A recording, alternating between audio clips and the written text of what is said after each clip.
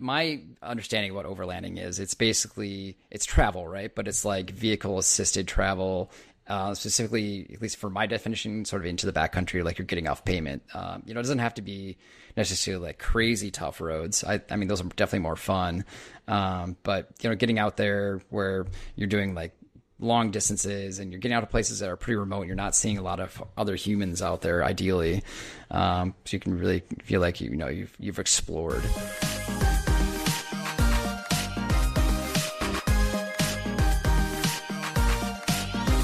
Hello and welcome to Remote Trails Radio with your hosts Garrick and Melody. Melody, what's up with you? Well, talking to you, I suppose. Yeah, were you out adventuring at all this weekend? This weekend, unfortunately, I was working on my car, and an unexpected repair. I was trying to cheat the system, doing a repair on my car the weekend prior. By not removing all of the skid plates, just some of the skid plates. And so when I thought I had torqued a bolt, I did not. So it was leaking a little bit, and just enough for me to take it back in, take it all apart, everything, take it all out, which was refreshing, giving it a nice good torque. 27 foot-pounds really wasn't a lot. Yeah, that's low. I know, it's low. I don't understand. That's for like one of your diffs? 27? It was for the transfer case. Oh, okay. Transfer case drain. And so, yeah, I just got in from Amazon today. I got that little marker. I don't know what it's actually supposed to be called, but there's a little marker and you put it on the bolt so that you can see if the bolt has moved or not after you've tightened it. So just for extra insurance, I also put that on there. Nice. Little green... Well, it's supposed to be a straight line, but it was a squiggly line, and we'll see how it goes next few days. But that was I didn't intend to do that, but I ended up having to go into the shop for, a couple hours and taking everything down and cleaning it. And when you say the shop, you literally mean the shop. The shop in Soto, yep. The place where they let me take my car apart and put it back together. So for our listeners that are not aware, in the Soto district of Seattle, there is it's not just a shop, but it's like a storage for people who want to store their cars there. And then they have like the shop facility that you were using. And then they also have like a restaurant there and then a speakeasy, if I'm correct. Yeah. Yes. If you're a member in the members lounge, there is a speakeasy in there. Oh, actually, maybe that's secret, and I shouldn't have shared that. I think it's a cool thing. But yeah, they call it the country club for gearheads. I mean, it's pretty rad, actually. I'm into it. Yeah, can't wait. Can't wait to have you by. So let me know when you're free next. I'm going to be working on my front bumper switch out this Saturday, actually. Nice. So wish me luck. Well, it might be sooner than later because in our previous discussions, I had mentioned about replacing my ball joints on my 4Runner. And the reason why I had done that is because I'd gone through this whole process of getting it checked out by a shop because I had this clunk sound and the shop said, your aftermarket ball joints are going bad. So I replaced them now. I still have the dang clunk. So I was like, man, what can I do about this? It's crazy. So I don't know. I need somebody else to like be looking at the rig while I turn the wheels and find out where the clunk's coming from. Cause it's like at this point, I think it's either the steering rack or maybe my sway bar could be potentially doing it. So I don't know. Interesting. After all that. I know, right? Cars sometimes. That's unfortunate. Yeah. Yep, come on by. It's a great place to go because you can work on your car, feel frustrated, and then go in and get a sandwich. Have a think on it, come back out. Nice. Try it again.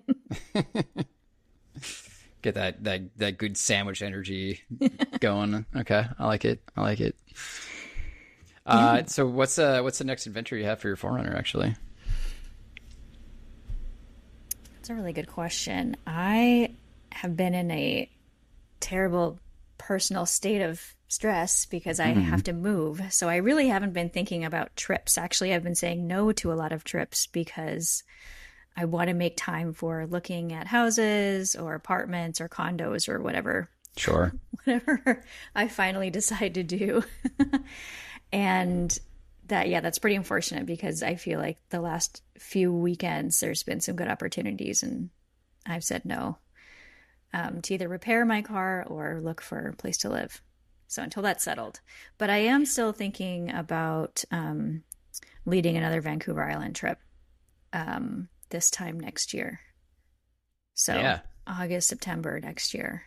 So are you interested?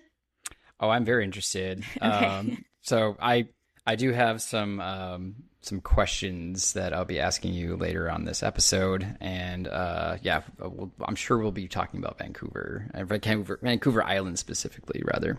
So, okay, great. Yeah. So what are you up to this weekend? This weekend I am heading out to two different places. So I had booked I think it was like 2 months ago. I booked the Willoughby campground on Lake Quinault.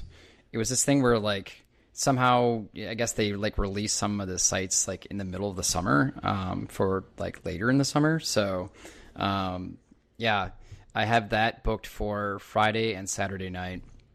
And this is actually just gonna be a little solo journey. Well, solo being me and Ryder, my dog. But the idea is that I would go out there, just do a lot of paddleboarding, I have a lot of reading that I've been wanting to do. So this is gonna be my opportunity to just kind of chill and read. And then also I'm going to bring my my mountain bike and do some biking around that area. The trip has been extended, though, because I've been receiving these notifications about my street and how they're going to be doing some sort of like sealing. Oh, slurry seal is what it's called. And they've been started all around my neighborhood. They're doing like one street at a time. And of course, on mine, it happens on a Friday. So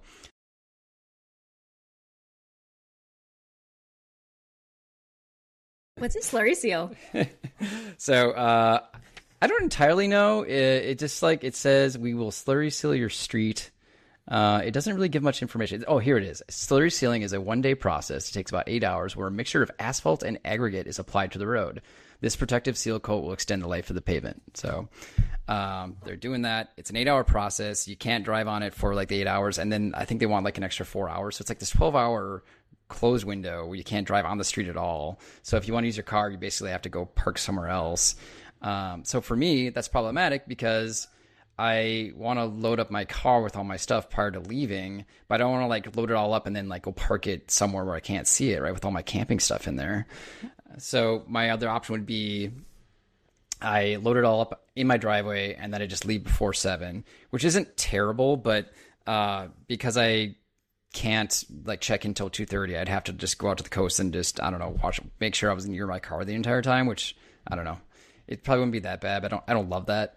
The other option, which I have elected to do, is that I booked a campground at Fort Flagler State Park, which is sort of near Port Townsend, essentially. I've never been there, and it's like I can, go up to Edmonds, take the Kingston ferry over, and then, I'll hop, skip, and a jump up to Fort Flagler from that point. So I will be there on Thursday night, and then Friday morning I can.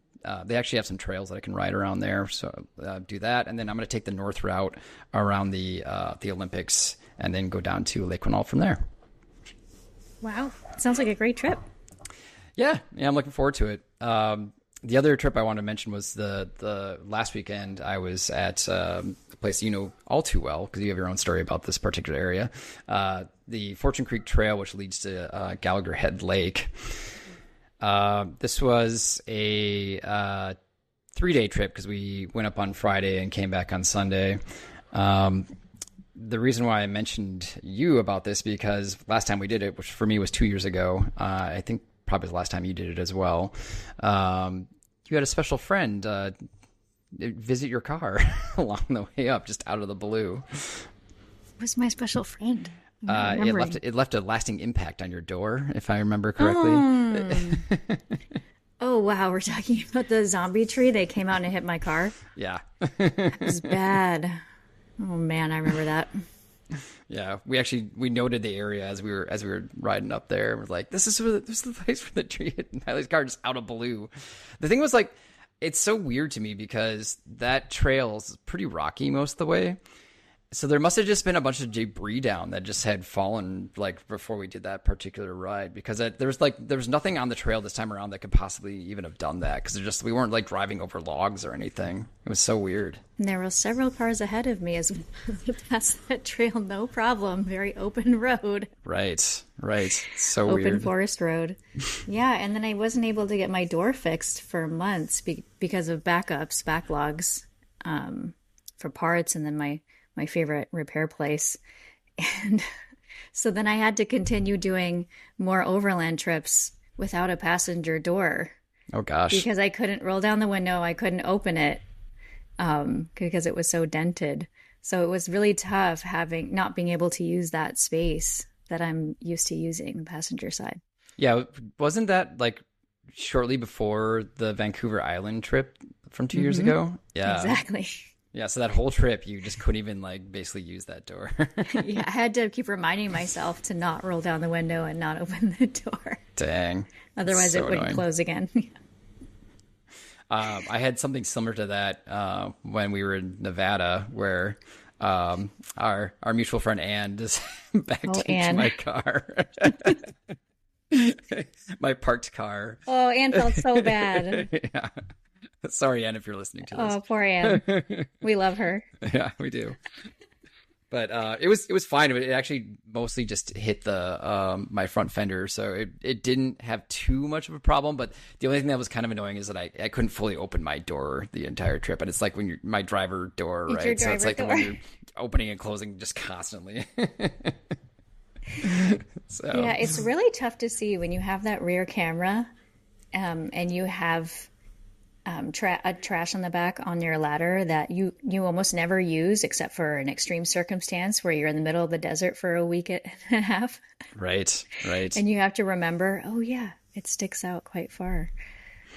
Yeah. I've never owned a vehicle yet that has a rear view camera, so I have not been, into that whole world yet. So, and actually there's been a few times where I had rentals that had it, but I still like just instinctively just like turn my head and look back. So it's something you have to train yourself into, I think.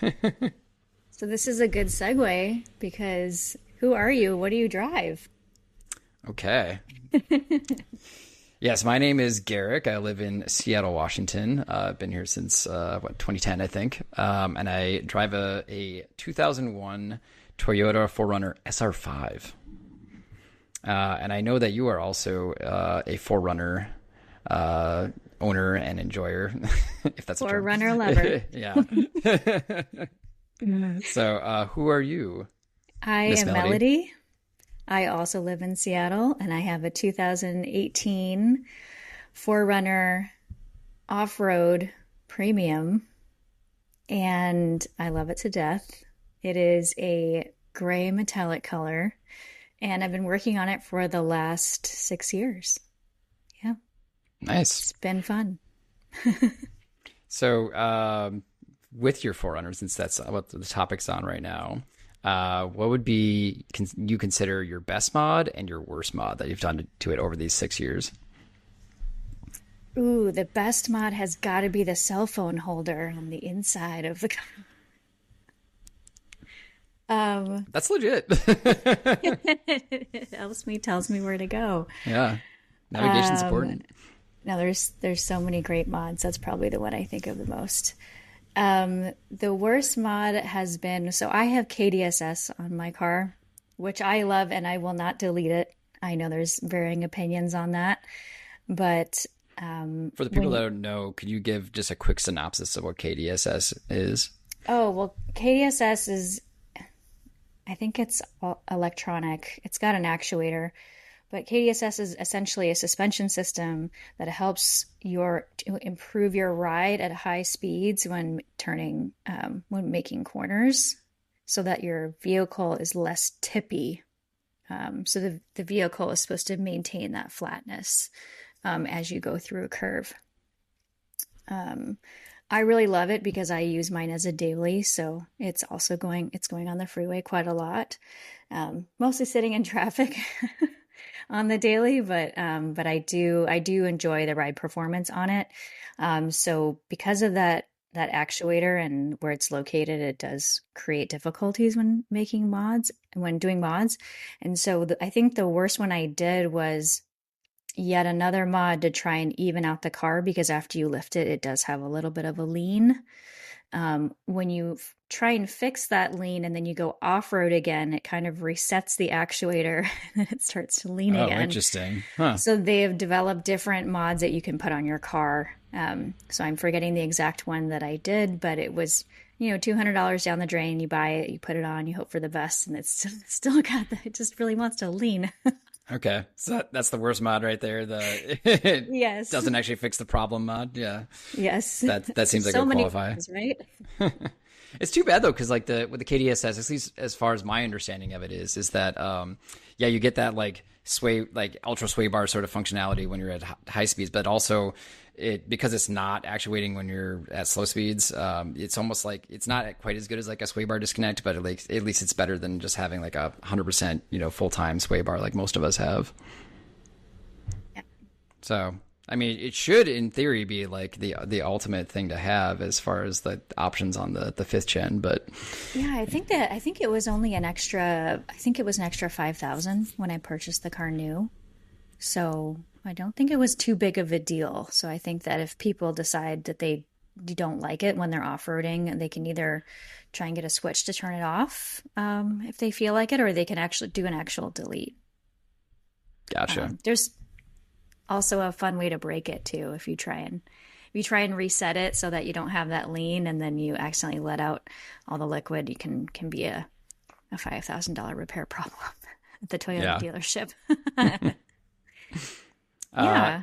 What's the biggest job you've done on your 4Runner? I think I have a suspicion of what it is, but my guess would be suspension, but perhaps there's something else that fit bigger than that. It's probably suspension. I mean, I do a lot of dumb stuff by myself, so there's also that. I mean, like small jobs can become large jobs. Like one of the 4Runner, one of the chronic problems is that the 2 back screws on the license plate get rusted and corroded, and you can't take them out. So if you're trying to switch out your license plate, like I've switched mine out a couple of times, personalized plates, and getting those screws out, if you haven't taken out your own screws before, when they're stripped, oh my goodness, is such a bear.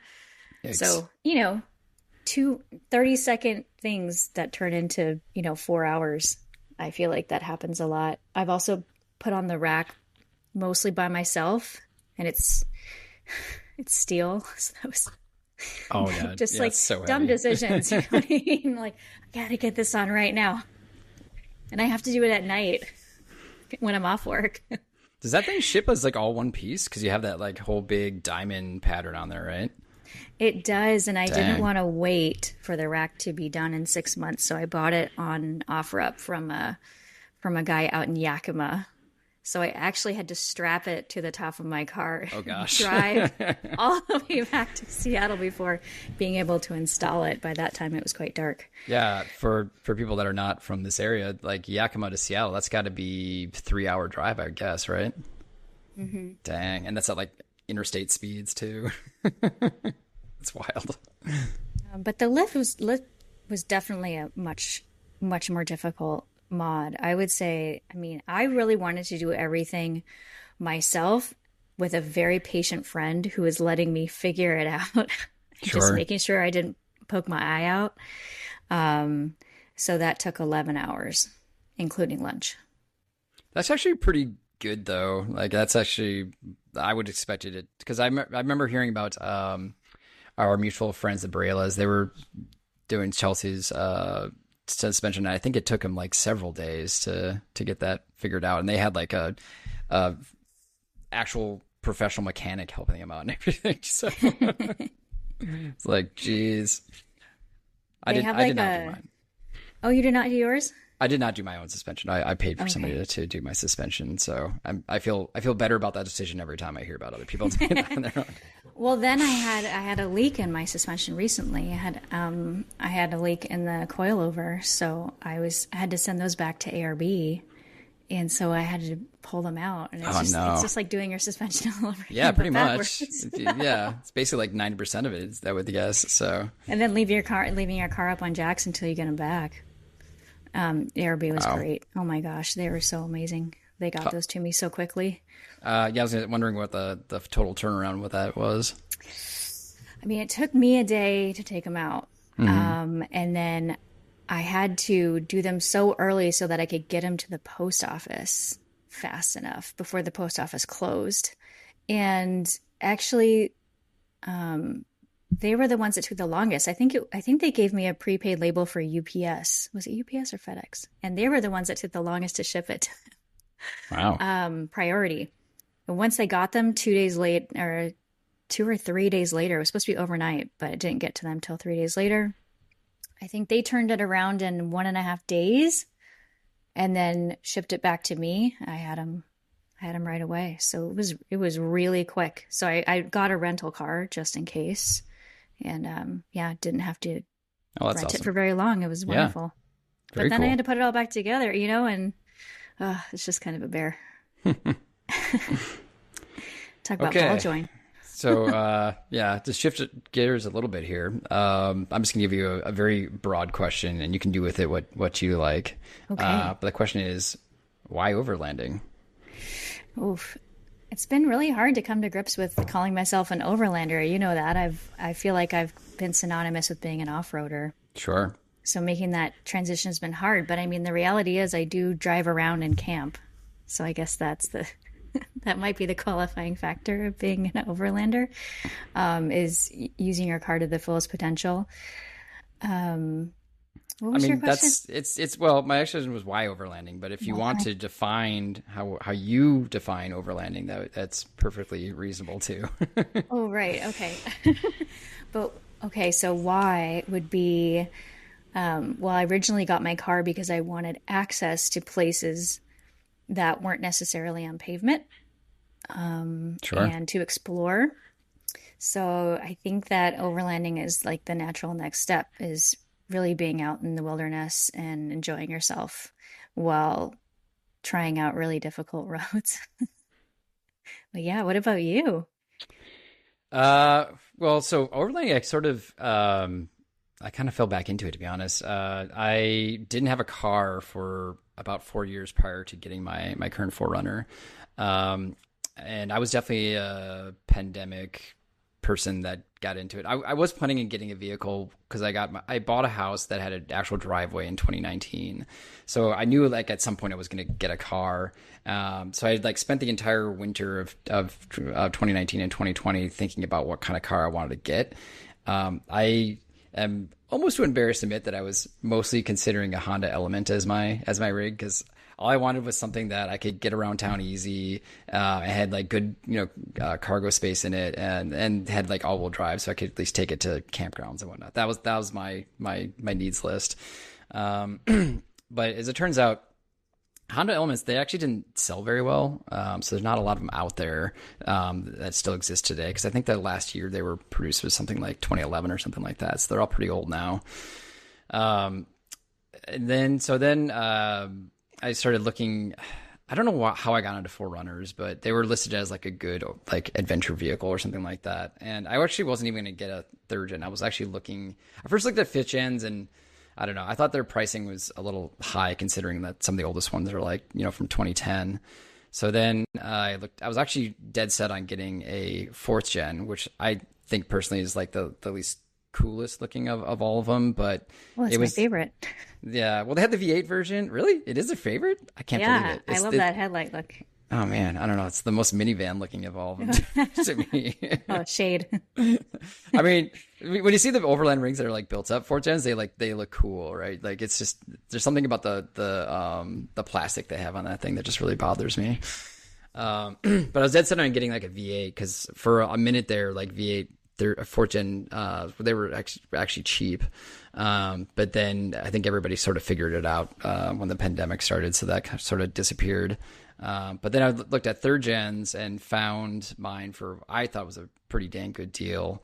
It had pretty high mileage on it. It was 230,000 miles when I got it. but I was like, well, it's a Toyota, so supposedly these Toyotas last a while. So otherwise, I never would have ever considered buying a car with more than 200,000 miles. Like that's not something I was like, prior to this, like considering a car with over 100,000 seemed like a stretch. So yeah, I'm shocked to know your car has that many miles. Yeah, well, it's almost 300 now, so it's like a few thousand away from that. But anyway, so I bought that with full intention of just being my camping rig. And by camping rig, I mean like going to campgrounds, because that's all I'd ever done. I'd never even dispersed camp at that point. But then our mutual friend Scott, who has a 5th gen, he mentioned that he had a 4Runner, and he's like, oh yeah, and it's like we should go overlanding, and like I had never even heard that term, so I was like, oh, what does that even mean? So I had to like go out and hunt around. And so my understanding of what overlanding is, it's basically it's travel, right? But it's like vehicle assisted travel. Specifically, at least for my definition, sort of into the backcountry, like you're getting off pavement.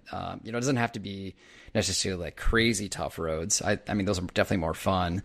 But getting out there where you're doing like long distances and you're getting out of places that are pretty remote. You're not seeing a lot of other humans out there, ideally. So you can really feel like you've explored. So yeah, that's how I got into it. I think, obviously with it being 2020 of me buying, I think it was May of 2020, I actually bought the 4Runner. I bought it on May 5th. It was the first day you could legally buy a vehicle after they had shut everything down. So I did most of my exploring solo for that first year.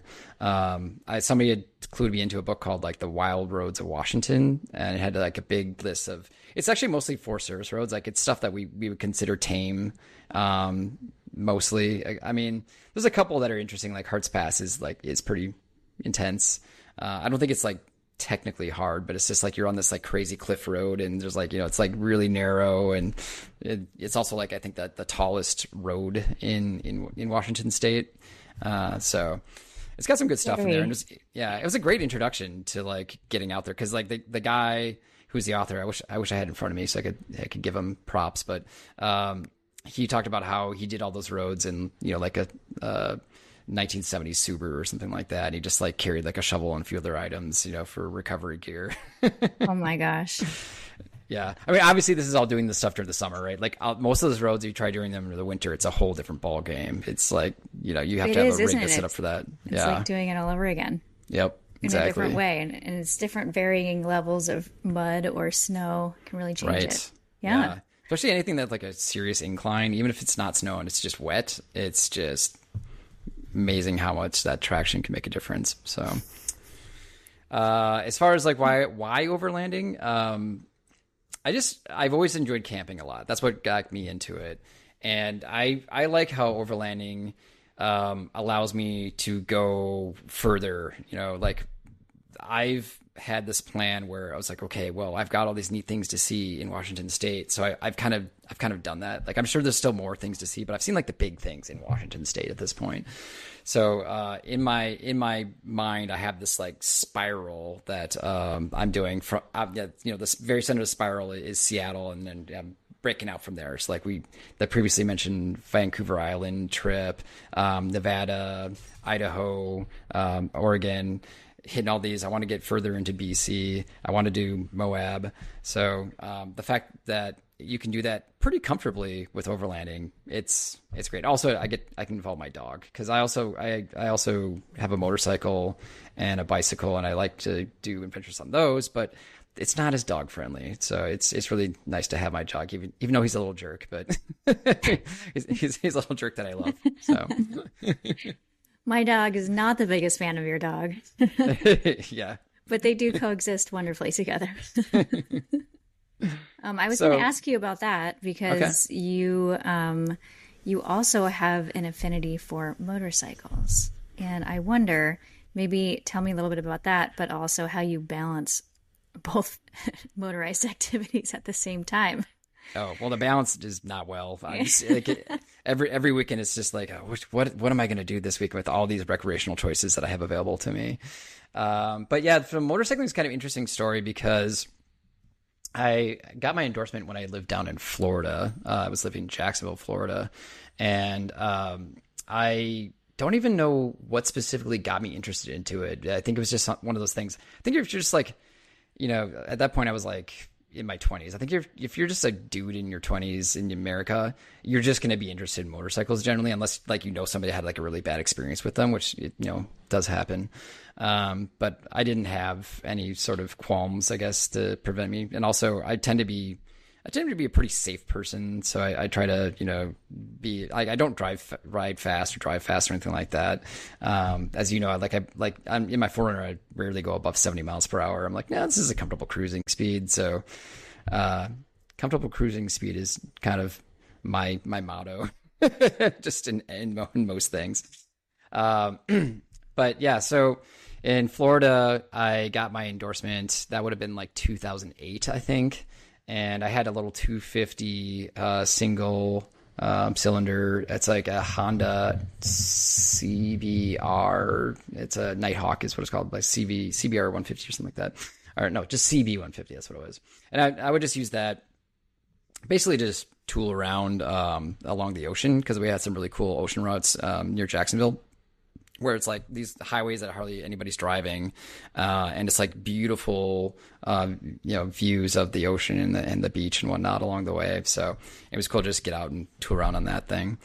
But then when I moved up here, I brought that bike with me, and I quickly realized that riding in the city, especially with all like the hills and whatnot, I just wasn't enjoying it. So I did it like a couple times and just decided that motorcycling wasn't for me. So I actually sold that motorcycle within, I think, the first 2 years of me living in Seattle. And then, let go of that, other than I did continue to renew my endorsement just in case. Right. And then when the pandemic happened and I got the 4Runner, I also got clued into the dual sport riding, which is basically dual sport is a motorcycle that you can drive on the street, but it basically looks like a dirt bike essentially. And I realized that that's something that you could actually carry on the back of a 4Runner, because the 4Runner actually has a pretty decent payload. And it has I think it has a tongue weight limit of like 500 pounds, and a dual sport is like around 300 pounds. So it's well within that limit. So my idea was, even when I got the motorcycle was going to be my off-road thing. I wasn't planning on building out the 4Runner for off-roading at that point. So I was like, okay, cool. I can like have the 4Runner I can base camp somewhere, and then I can take the bike off, and then use the bike to go up through the trails and whatnot. It's not a bad plan. Because, as you know, there's a lot of tight trails as you're going around. And so as far as exploring down some of these things, it's a lot easier on the bike sometimes just because of that. It can also be a lot harder though, too, because like going over like the really rocky technical stuff on a 4x4 is just so much easier, because you just have so much more stability and so much more traction working for you. Whereas like on your bike, you got that, you only have two wheels to begin with, so your balance is already way more challenging. And then you only have the traction of your rear wheel for propelling you forward. So it's a totally different ball game in that sense. But yeah, they're two very different, even though they have similarities of motors and wheels and rubber and all that. They're very different in that, in the motorcycle, you're very like, just intense. You have to be pretty focused when overlanding and off-road driving, but like off-road riding, it's next level. Like you can't let your focus go. Otherwise you're maybe driving off the trail or being bounced off, something in the road. So it's much more thrilling in that sense. Whereas with overlanding, it's much more relaxing. The other thing that I think is a big difference is the amount that you can carry with you. My meals, and drinks when I'm overlanding are fantastic. Whereas when I'm on my bike, it's backpacker type stuff, right? So it's just, you have to accept that. The speed is also really different too. For example, we have the Washington Backcountry Discovery Route. It's one of many states that have backcountry discovery routes, or BDRs. And I've done the Washington Backcountry Discovery Route on both my 4Runner and my motorcycle. I think there's a couple sections I haven't done. I don't think I've done section 1 on my motorcycle, but that's also like the easiest section, so I don't feel like I really need to do it on my motorcycle. I've done parts of section 1 though. But anyways, like for example, section 2, I did that. That was like one of the very first sections I did. And it took our group, the group I was with anyways, it took us like 2 days, and we still used a bypass at the end because like people wanted to go home or whatever. So we bypassed Umtainam Ridge, which you know pretty well because you've done that a couple times. And that's not a fast section. Like that'll take you 3 hours probably to do Umtainam Ridge alone by 4x4. So I've done that same section on my motorcycle, and we did the whole thing in like, I think it was like 6 or 7 hours. So it's just so much faster on a motorcycle. So that's another thing where it's like, if you want to fit more in, sometimes actually a motorcycle can make sense. The only thing is though, my motorcycle being a single cylinder, it's perfect for BDRs where you're just like off-road riding that entire time. Whereas every time I get in the highway, it's just hell. Like it's like tolerable for about an hour, but then after about an hour, it's just like the vibrations and the terrible seat and the position. It's just, everything's just, it's not great. You know, it's just, and usually like you've been rained on maybe once or twice within that time period already. And yeah, it's a totally different animal in that sense. There was a little blip there. I guess the podcast didn't really want me on there full time. So I'm back now. And I guess I'm going to say my goodbye for this episode. So hopefully this was a decent introduction to the two hosts. If you want to get in touch with us by email, let us know what you think. remote.trails.radio@gmail.com. RTR, over and out.